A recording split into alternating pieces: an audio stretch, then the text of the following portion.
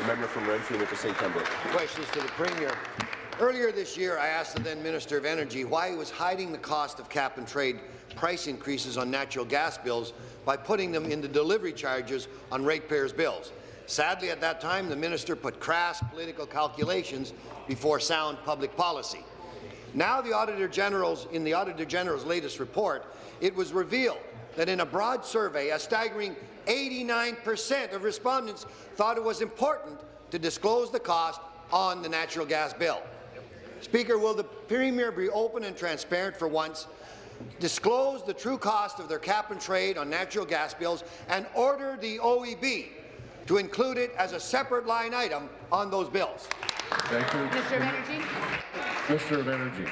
Thank you, Mr. Speaker. I'm pleased to rise and to once again talk about this issue that we've been talking about. We talked about a few months ago, Mr. Speaker. The decision on how to present cap and trade on consumers' bills was made by the OEB, Mr. Speaker, was made by the Ontario Energy Board, an independent and arm's-length regulator for the province's energy sector, Mr. Speaker. It did so based on extensive consultations with consumers, with utilities, environmental stakeholders, Mr. Speaker, and including over 40 written submissions. So in their decision, Mr. Speaker, the Ontario Energy Board highlighted that cap-and-trade costs are part of doing business of delivering natural gas to home and businesses.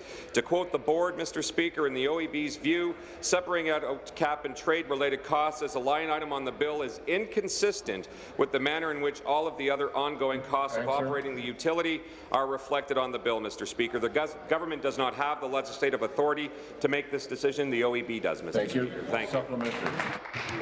It's included in other jurisdictions, and the government does have the authority. You've issued more than 90 directives. One more won't change it. On page 182 of the auditor's report, it goes on to say that the cost of cap-and-trade should be revealed because it would help educate the public. The government refusing to disclose it is what I would call their cash and charade scheme, is just further evidence that this plan is not about reducing greenhouse gases, but simply a way to take more money out of consumers' pockets. The Auditor General wants the Premier to reveal the cost on bills. Natural gas companies want you to reveal the cost on their clients' bills, and consumers want the cost revealed on their bills. I say to the Premier, stop playing politics, do the right thing for once, order the OEB to include it as a separate line item on natural gas bills. Mr. Speaker, it's very interesting that they want to get themselves involved with a quasi-judicial organization when they don't like something, but when they do like something, Mr. Speaker, they don't want anything touched. That's very, very unique of the PC party, Mr. Speaker. But let's be very clear, Mr. Speaker. The OEB regulates the natural gas sector in Ontario with a strong mandate to protect the public interest and ensure that consumers receive reliable and cost-effective natural gas service. Their decision on the presentation of cap-and-trade costs was made after extensive consultations with stakeholders, Mr. Speaker. I know in the first question, Mr. Speaker, The member from Prince Edward Hastings come to order. Finish, please.